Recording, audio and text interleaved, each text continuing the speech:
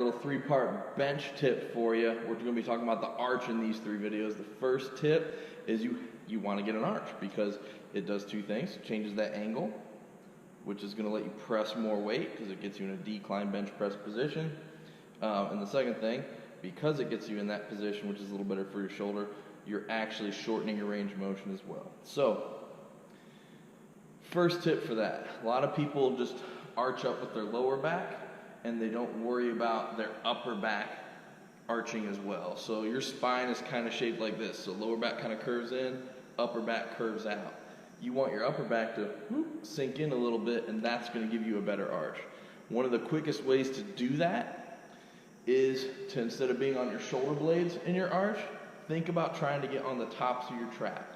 Now at first, if you're just neutral head position, it's kind of in the way to getting on top of your traps, right? So we're going to take our chin, we're going to dig it straight down into our chest, so it changes how we talk and restricts our breathing a little bit. Now I have enough space to actually get up on my upper back, on my upper traps.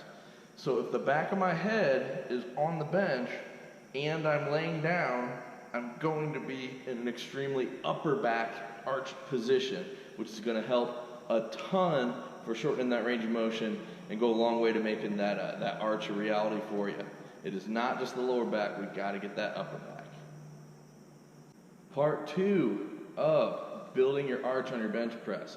Now this is a cool tip because you don't actually, if you're someone who has a back injury or something that prevents you, maybe some fused vertebrae, from actually working into that arch, this is something that can still give you some of the benefit of arching without actually having to arch. So the main benefit of an arch, there's two things that it does. The first is it puts your body in almost a decline bench pressing situation, which puts you at a better angle to press.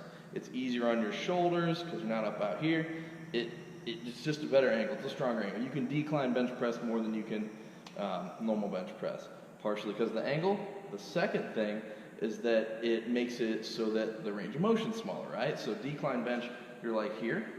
Normal bench, you're like here. It moves further, right? So if we can create a decline by arching, it's going to reduce your range of motion. If you can't arch, you're kind of out of luck, except for this awesome tip. I call it bellying up to the bar. So basically, as you're going down, the press is coming down. I need you to think about breathing in and pushing your gut out as you come down. Now, it will naturally make you arch a little bit. So when I show you the video here, in the video here when I'm demoing it, I'm going to show you some where I'm arching as I extend the belly and where I'm not arching as I extend the belly. They're both going to give you that slightly shorter range of motion. It's of course even better in an arch than it is on a flat back. So I'm in a slight arch right now as it comes down.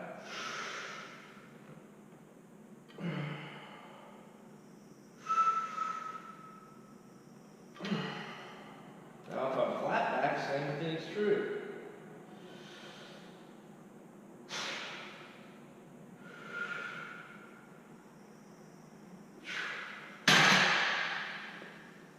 So it's still going to give you a little better decrease of range of motion, even if you're not arching.